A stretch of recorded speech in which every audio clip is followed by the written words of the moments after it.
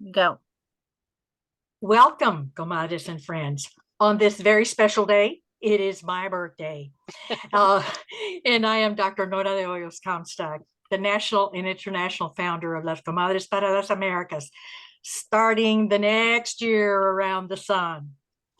The leadership team and I are pleased to have you join us for tonight's teleconference as we are beginning our 17th year. Wow. It has been our privilege to support Latino authors throughout these 17 years, and we look forward to many more. Would like to extend a warm welcome to readers following us on our live Twitter chat at Read Latino Lit. Tonight, please help us welcome authors Joy Castro and Nylda Dieppa. Their interviews will begin shortly. But before we get started, just a few housekeeping notes. Keep yourselves on mute. You can keep your videos on, but remember that if you are visible on the screen to others, whatever it is you're doing, we can see it. So just be careful about that. We suggest you put yourself on speaker mode, but gallery works just as well. If you have any questions or comments, please put them in the chat and we'll try to get to them. But first, let's start with our book club's history. Comadre Tess? Buenas noches, comadres. I'm Tess Tobin, project manager of Las Comadres and Friends National Latino Book Club. Our first book club gathering was in July 2004 in New York in Comadre Maria Ferrer's apartment. After a brief hiatus, Nora Comstock re-envisioned and relaunched the book club nationwide to promote the work of Latino authors to every book lover out there, to bring our community to bookstores, and to support our Latino writers. We started our teleconferences in October of 2007. This year, we are celebrating our 17th year and are delighted to be sharing works by Latino authors with all of you. We created the teleconferences and book club to entice everyone to read more Latino authors and to learn about Latino roots and the different perspectives on Latino culture and heritage. Our book club and Zoom conferences are open to all, not just Latinos. We are creating a space for everyone to explore the Latino writer's mind and soul as portrayed through the written word. We encourage you to join our local book clubs in your city or time zone. We have clubs in 12 cities that are meeting virtually and some now in person. There is sure to be one that can fit your schedule. If your city doesn't have one, why not help us start one? For more information about our book club, visit our website at latinolit.com. So please invite others to join us. Comadre Karen, take it away. Welcome, comadres and friends, to our January 2024 Zoom teleconference. I'm Karen Gonzalez, Assistant Coordinator for the Las Comadres and Friends Book Club, Denver Comadres Book Club Facilitator, and co-founder of the Colorado Alliance of Latino Mentors and Authors. Thank you for joining us tonight. We begin our interviews with Joy Castro. Joy is the award-winning author of One Brilliant Flame, a memoir, The Truth Book, 2 literary thrillers set in post-Katrina New Orleans, essays and short fiction collections. A former writer in residence at Vanderbilt University, she is currently the Willa Cather Professor of English and Ethnic Studies, Latinx Studies at the University of Nebraska-Lincoln, where she directs the Institute for Ethnic Studies. Interviewing Ms. Castro is Comadre Julia Abrantes. Julia is a board member of Empowering Latino Futures. Having joined the book club in 2009, she was part of the leadership team of the Las Comadres and Friends National Latino Book Club, having served as a submissions coordinator and project manager before she relocated out of state. She attends conferences and festivals, continuously scouring book listings, searching for books written by Latino authors. Julia currently resides in Raleigh, North Carolina. Take it away, Comadre Julia. Thank you so much. Thank you, Karen, and welcome, Comadre Joy. So wonderful to have you here with us tonight. Thank you. I'm thrilled. Thank you to everybody. So first of all, Comadre, thank you so much for writing this wonderful historic novel for us to read. What I love about historic fiction is that you learn something every time, whether it be a topic that you knew something about or you learned something new. And I learned so much from this story. In this case, you were inspired to write this story because your great grandfather had written an eyewitness memoir, Mis Recuerdos, which about a Cuban, a rebel base in Key West. Um, and you didn't find the book until after your father passed away That's correct. Yeah. amongst his belongings. Can you tell us a little bit about the writing process for this story? Yeah, for sure. And thank you so much. Yes, my great grandfather, Juan Perez Rolo, did keep an eyewitness account of being a 9-year-old boy who was taken from Havana to Key West in 1869. So, pretty close to the beginning of the 10 Years' War of anti imperial rebellion against Spain. Um, and he grew up there and he later became a newspaper editor, started a family, never left Key West. And in fact, there was a whole rebel base in Key West at that time that would gather funds and munitions to support the anti-colonial efforts in Cuba. And so he was a part of that. And then my grandfather also came there and married his daughter,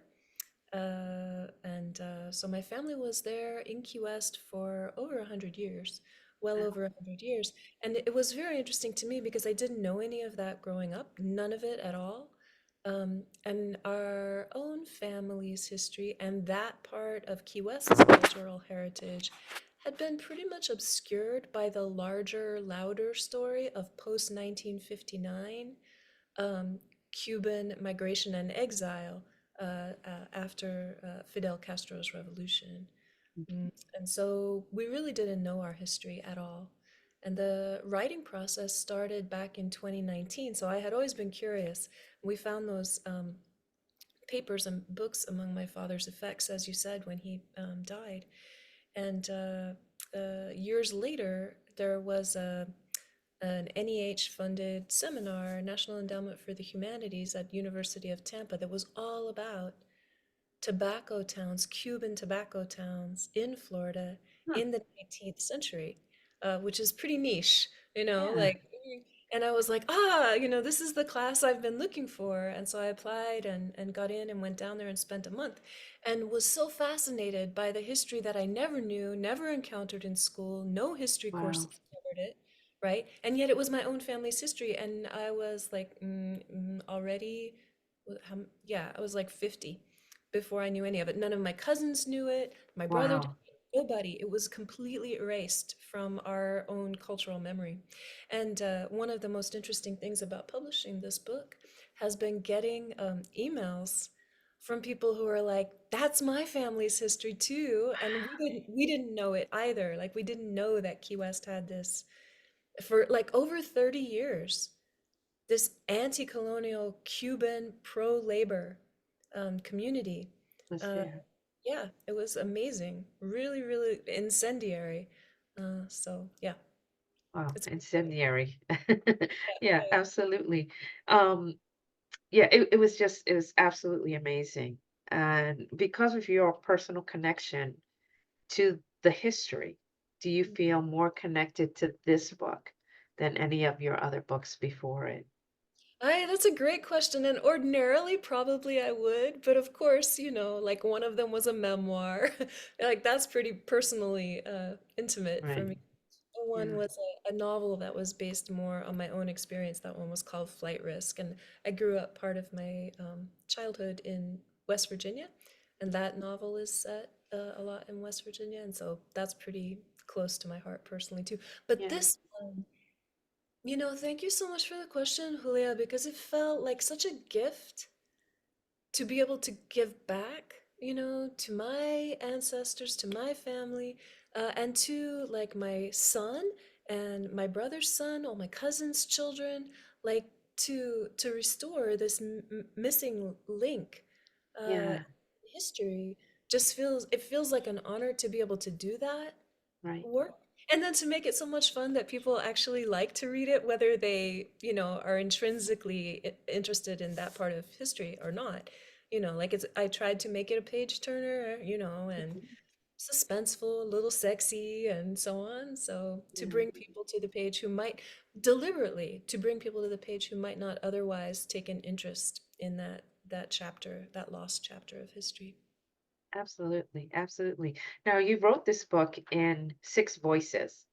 Yeah. And I love a book that has the different voices because you kind of all the eyes that are in the room, you get to see the different perspectives that the different people have. And what I loved is that you had characters from, if you look at a case system, right, from the lowest to the highest person, um, as it went. How did you keep their voices strong but separate?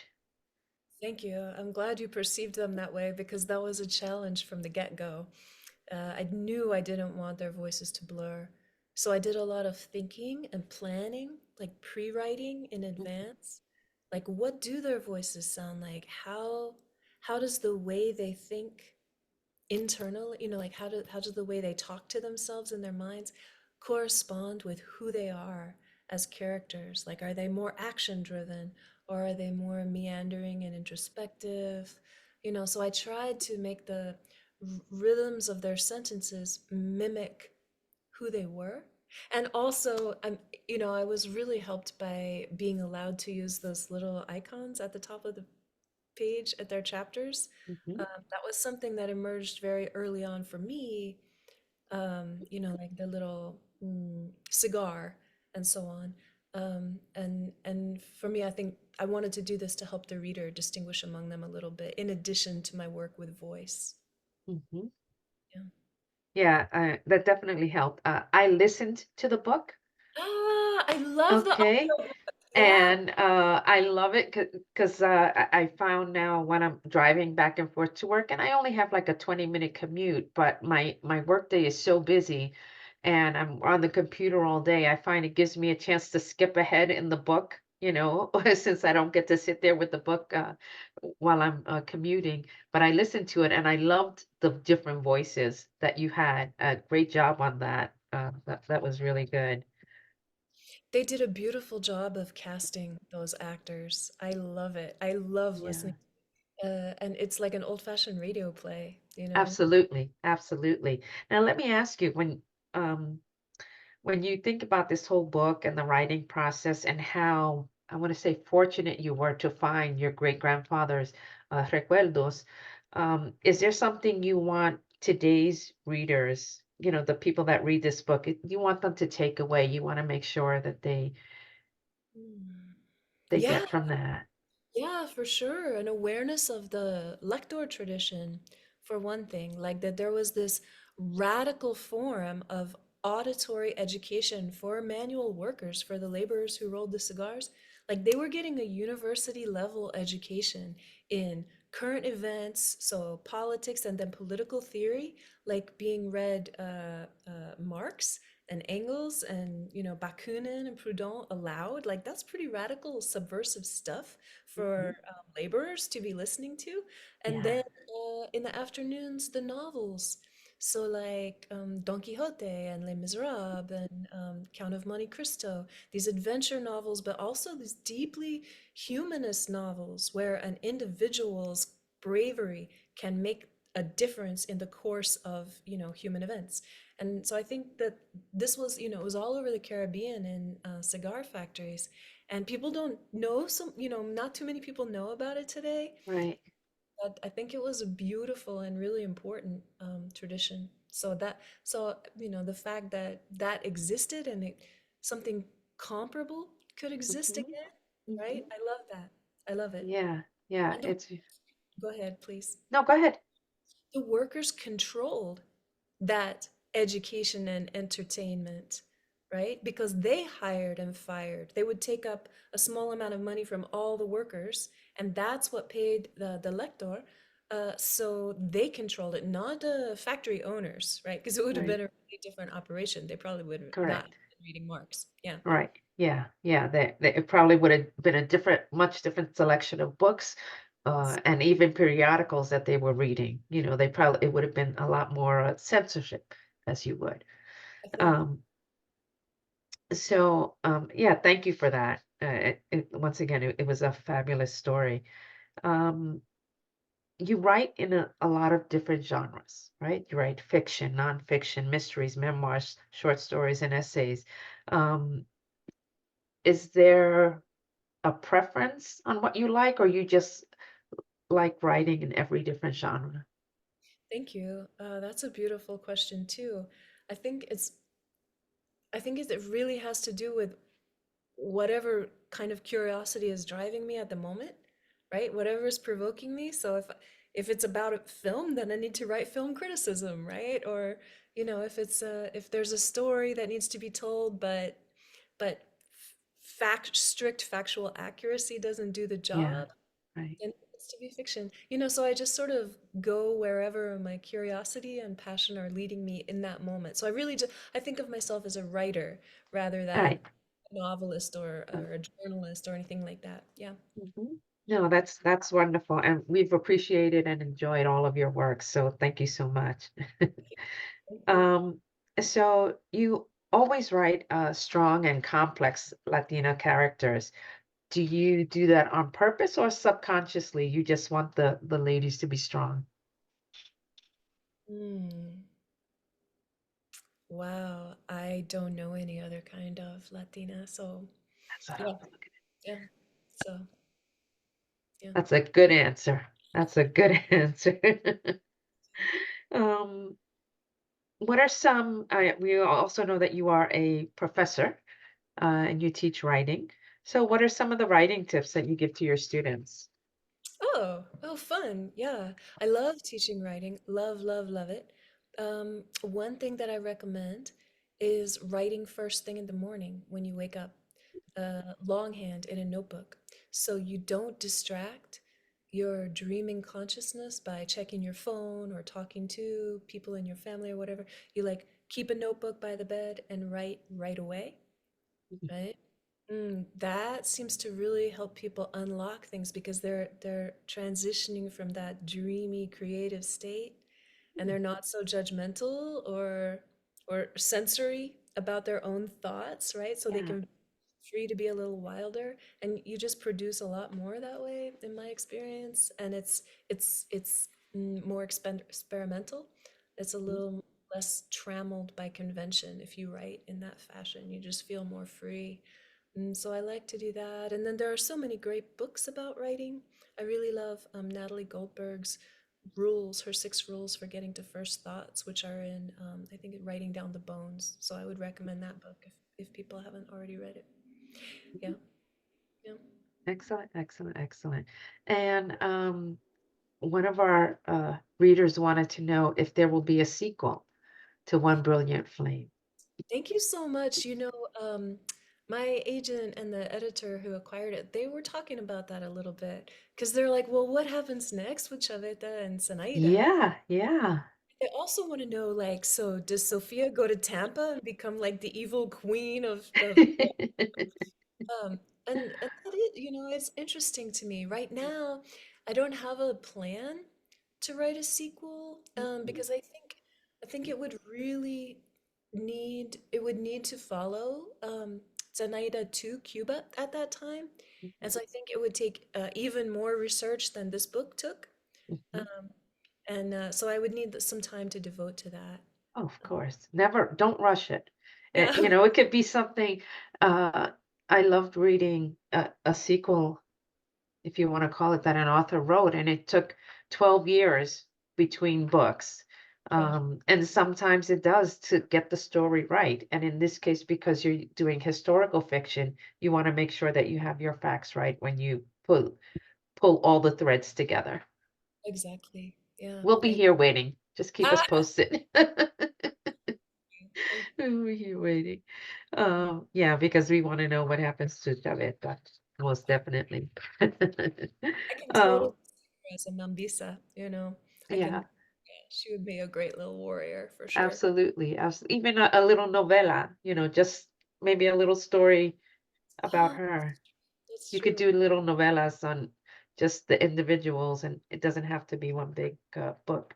We'll take that too as well. That's very appealing. That could be very interesting. Yeah. Oh, thank you.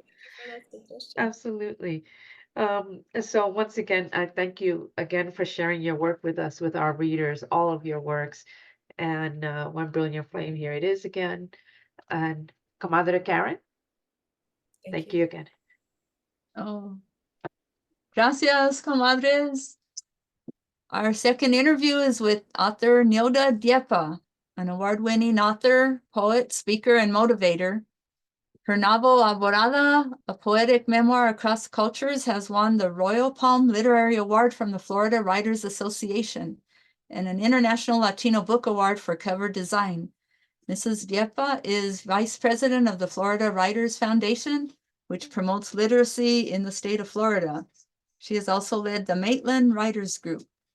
Interviewing Nylda is Comadre Esperanza Beltran, co-writer, editor for the Comadres newsletter, Comadres Connect.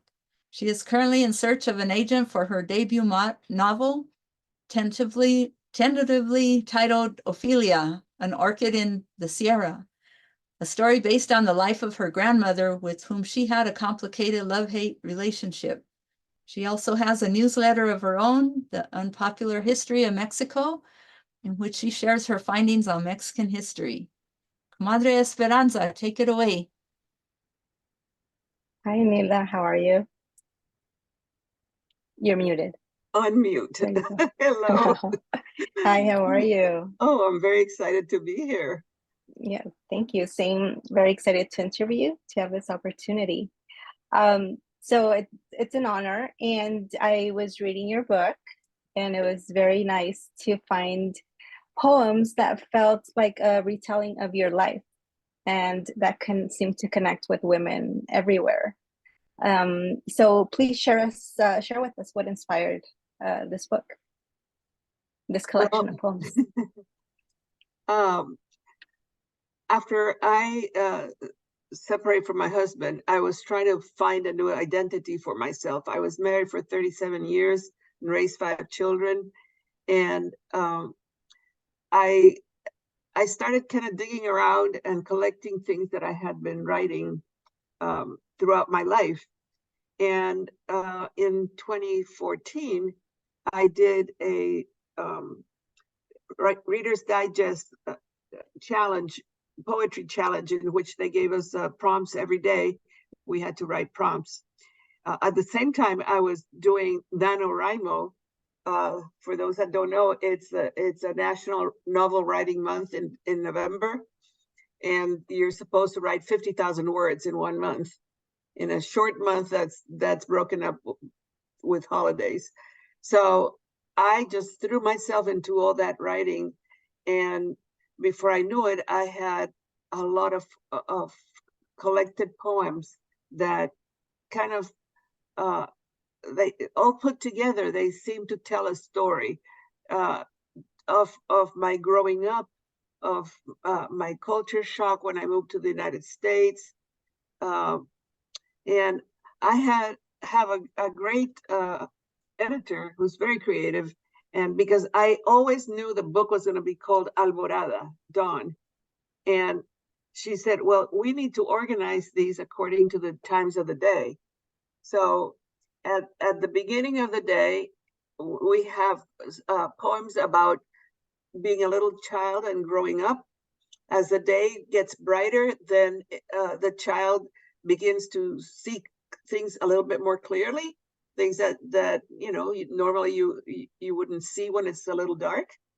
And in the middle of the day, there's the confrontation, with things that you never imagined. And then things start getting darker, like life does sometimes.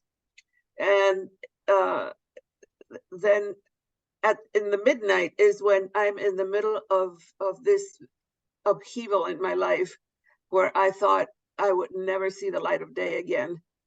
And then finally, there's a new dawn. There's a new day, and I find that I can sing again. And I'm so excited because after going through all the grieving process of, all the dreams that I had of forever living in my island and having this family life that didn't work out, to be able to enjoy life again and to sing again was really wonderful. So I think it ended up the way it was organized was a very fortuitous thing that my editor came up with. Yeah, it was very creative, and it fit very well with the poems. They fit very well. And I noticed you wrote a trigger warning as your first poem. Yeah. How did that come about? Was that at first, or did that come later? Actually, I wrote that for the second edition of my book. The first edition was published by an organization that I thought was a small publisher. It ended up being a vanity press, so it was never marketed. And even though it won some awards, it just sat on my shelf and didn't go out. So eventually, I found a publisher that was willing to resurrect it, and she wanted me to add a few more poems and get a new title and a new cover. And I just felt like I had to kind of tell people this might make you feel upset, because I am talking about things that are difficult. I'm not hiding my pain. I'm not hiding the different things that I went through. And but if you feel that way, that means I did my job right. Because I want to share that in a way that makes people understand that life is tough, but there's always a new dawn at the end. It doesn't matter how dark it gets, you can always count that there's going to be a new dawn. So that's why I wrote that poem. Okay, yeah, that was something that caught my attention. Is there anything else that's different in the second version from your first one? One of the interesting things, another great suggestion from my editor, she edited the 2 books. So for the second book, she realized that in the first part, I am talking about singing when I was a child. And then at the end of the book, I end up with a poem saying I can sing. And she wanted to know what happened in the middle that made me stop singing. And at first I was terrified of considering that time of my life. And I said, okay, I better do it right now, because if I don't do it, I never will. And I think I sat down and in one day I came out with this poem that was a perfect illustration of what had happened in the middle of my life, where I just felt like I couldn't sing anymore. And I think if I hadn't been pushed to write it and motivated, it would have never been there. But I think it kind of anchors the book, and it gives it a sense of continuity and of character development also that wasn't there before. Is this the poem that's written like a music notes? No, that is about music. Sheet music is that poem. This one, let me see if I can find it here in the book. The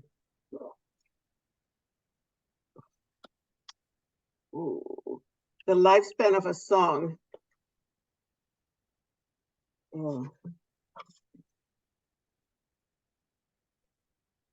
See here, I almost got it. It says, you want me to read the whole thing? Or if it's short and we can fit it in, yeah, that would be great. Warm humid nights in a Guaynabo carport, singing wholeheartedly with my friends as my boyfriend plays his Spanish guitar. We sing and sing and sing until the milkman shows up.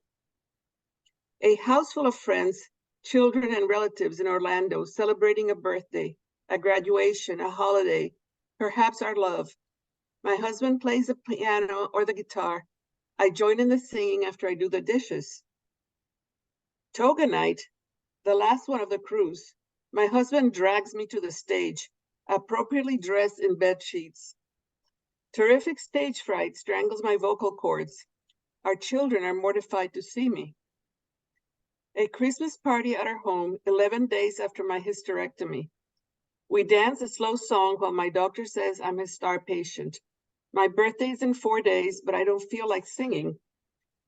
More parties at home, the years go by. Better singers take over. Our little girls sing so sweetly in perfect key. No one invites me to join them. The hostess with the leastest. I don't sing anymore, not even in the shower. The years have silenced me. That's really So, strong. yeah, it's how my, the life, the weight of life has made it impossible to sing. That's interesting. Yeah, I like that. I also read a poem on how I write. The first line reads, "Don't teach me how to write." Tell me about this line. What does that mean? It's What? Go ahead. I sometimes I feel a little embarrassed that I don't have an MFA. I write from my heart, and I did have honor English classes in college, but that was it. And it's like, okay, I'm gonna write what's in my heart, and I'm gonna put it together in such a way that it touches your heart. But I can't follow a formula because I don't know those formulas, to tell you the truth. I remember studying sonnets 50 years ago, but who remembers exactly what that was like? And so I would have to go back and learn about different forms to follow them. So I just write what it comes out of my heart, Okay. And when did you realize you were a writer? I guess when I discovered I had all these poems that I had been collecting throughout my life, and I hadn't really paid any attention to them. I just stuffed them in a drawer and kept going on, And when I saw that I could actually put a book together, and actually, when it was well received, and people said, yes, there's some merit to it, and there's something that contributes to my life, then that's when I started saying, okay, well, I guess I am a writer, Okay. So I understand that you're a translator, right? Will you be translating this book? Any plans for that? Actually, I had to translate a few poems a few months ago because I went to Puerto Rico, and the place where I was going to read would not accept me reading anything in English. And so I had to translate a few poems, but I'm going there in a few weeks to a place that's going to accept me reading in whatever language I want. So I don't know. So I don't know. I might do that at some point, but I'm also working on a prose memoir that is going to take a lot more research, like Joy did, and also a lot more developing my writing skills in terms of organizing it and making it as good as Joy's work. I want it to be something that people can read and be entertained by it, challenged. I want it to be something deep, something that makes people think, and also something that's hardening at the end and contributes to people's enjoyment. So that's going to take a lot of effort. Yeah. And is that one started, or you're just? Yeah, I've been working with Jewel Kusera for 3 months now on organizing the concept of the book. She has developed a memoir writing wheel that is very helpful for that. And when I first started thinking that I was going to write my mother's memoir, and of course she said, you can't write your mother's memoir. You have, your mother's memoir is your mother's story, you know. So and I'm going, I don't want to write my memoir because it's too painful. I don't, you know. But I said, well, I'm going to do it because I think it should be healing for me to go through this process. And as I went through these 3 months of working, I found that there is a way of telling the story in a way that is helpful, that does not demonize anybody, you know, even though I'm still talking about difficult things. And I think from the feedback that I've been getting from my working group, it should have something of value for the reader. So, you know, I'm not 100% sure I'm going to publish it, but I'm kind of thinking I will, you know. Okay. Well, we'll look forward to that. That's exciting. So, and that kind of leads into a poem that's titled "The Young Woman in the Old Photo." So who is she now, and has she healed enough to love again? It's funny because when I wrote that poem, I wasn't thinking of me. It was just a prompt and a writing class. And it was based on a movie clip.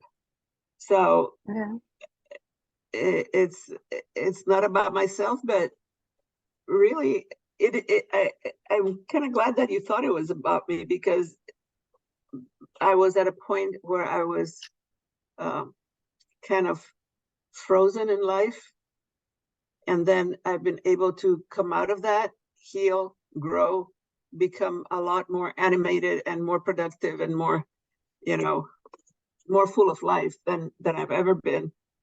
So that's very exciting. That is exciting. So do you think you've healed enough to love again? Who knows? Who knows what will happen? It's, you know, I'm still very guarded. I did get a chance to go out for a while with a man that was 10 years older than me, and during COVID, he wasn't taking good care of himself. He was wonderful. He treated me like a princess, and it was great. But he didn't take care of himself, and he died. So sorry to hear that. I don't know. Okay. So do you have a favorite poem in your collection?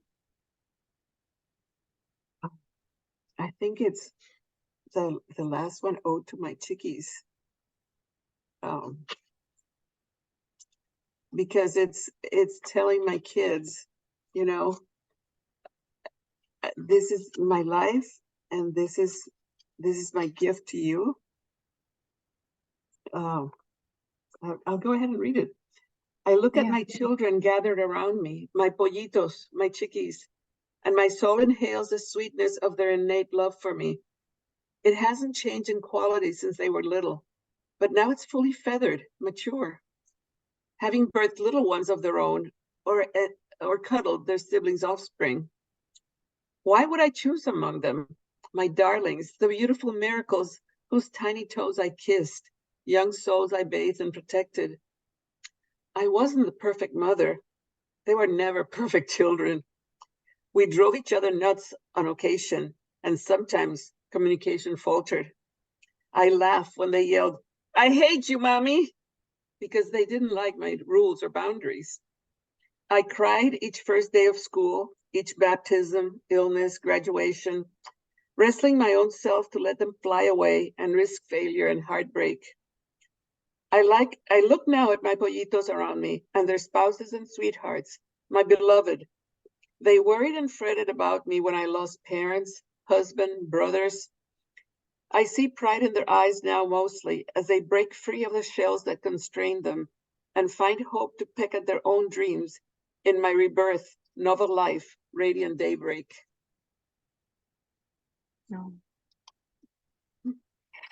Okay, so our final question. I